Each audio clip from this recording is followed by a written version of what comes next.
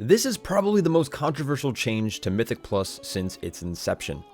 Moving into Dragonflight, we are being introduced to a ton of new and old features alike.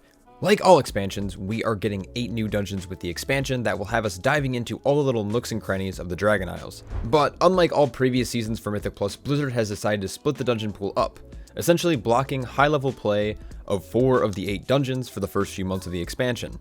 I personally find it strange having new content being released, but not necessarily playable for a few additional months. You can always do the dungeon on Heroic or while leveling, but I'm mainly focusing on the Mythic Plus progression. Let's dive into all the pros and cons and why Blizzard is making us suffer.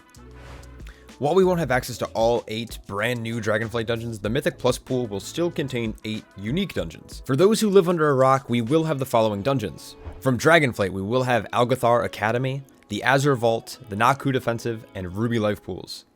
Now, the 4 other dungeons will come from previous expansions. We are going to relive the Legion Glory days in Halls of Valor and Court of Stars. Alongside this, we are seeing a few never-before-seen dungeons when it comes to Mythic Plus. Temple of the Jade Serpent from Mists of Pandaria, and Shadowmoon Burial Ground from Warlords of Draenor. These will be, interesting to say the least. At first glance, it's easy to be upset or concerned. First, the fact that we don't get to actually partake in the new content, but instead replay old content. Second, for those who have played in Shadowlands Season 4, you may remember how the new old dungeons like Iron Docks and Karazhan played out. They were very overtuned and they took weeks to get sorted. There was a lot to unpack there, but to be fair, most of the focus was probably going into the development of Dragonflight, and I personally thought the tuning from week to week was fine. But this video is about the new expansion, so we'll have to leave that discourse for later. Patch after patch, since Legion, players have found themselves farming these same items each and every season. The only difference was the higher item level.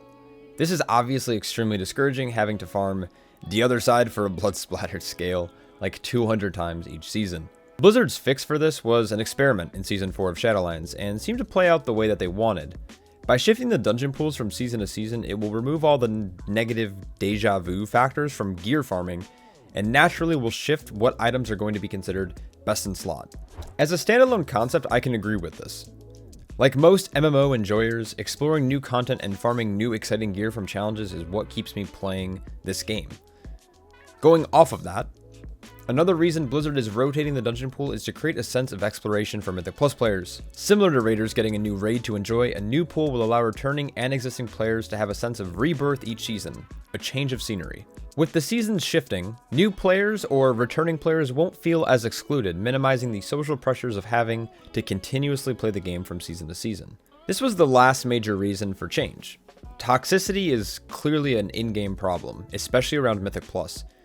While typically Season 1 is pretty tame since everyone is learning the new dungeons, the learning curve can escalate quite quickly, and players who spend a fair bit of time diving into these dungeons will quickly build up a resistance to a little concept called patience for new players who might join the game in Season 2 or 3. With a new dungeon pool each season, Blizzard is hoping that it levels the playing field slightly, in turn, aiding in neutralizing the toxicity from the Mythic Plus community over time. This logic sounds solid to me. While I was torn about the major change at first, all of these reasons appear sound, and I think overall will make Mythic Plus a slightly more enjoyable crowd to be a part of. Personally, I love the mastery of dungeons, and using each run as a benchmark to improve my gameplay and craft over the course of an expansion is enjoyable.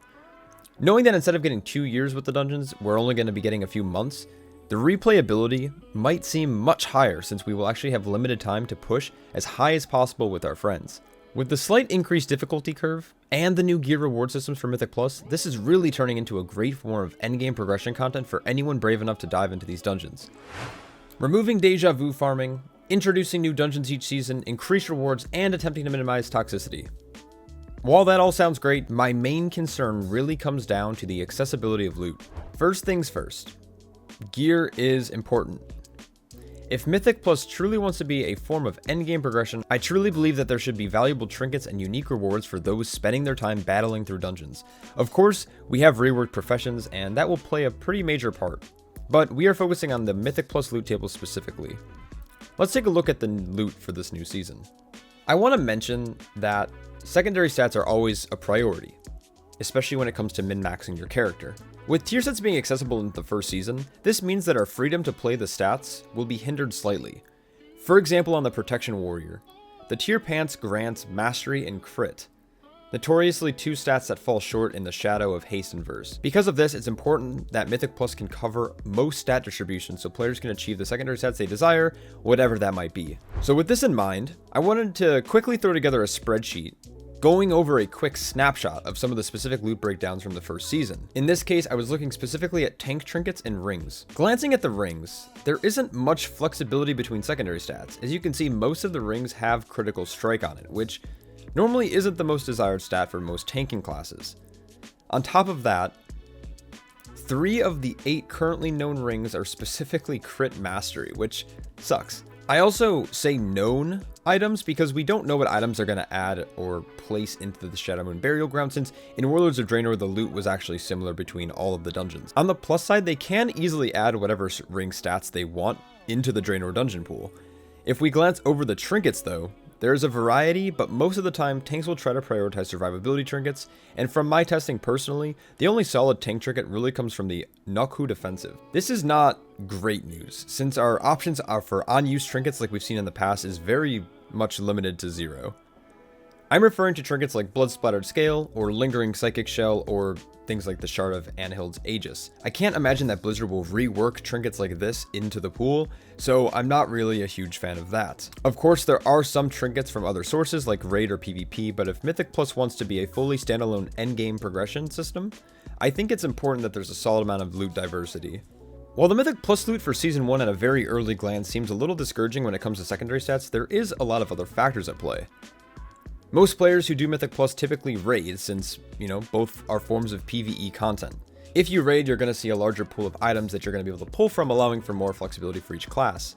Alongside that, we are also seeing the return of something like the Creation Catalyst, which will allow you to re-roll gear if you desire. On top of that, the crafting profession can craft very high item level gear, so when it comes to rings, for example, you can eventually save up the resources to pay a crafter to craft a ring with the appropriate stats that you were looking for at a fairly adequate item level. Regardless, I do think Blizzard is on the right path when it comes to pushing Mythic Plus into its own form of endgame progression.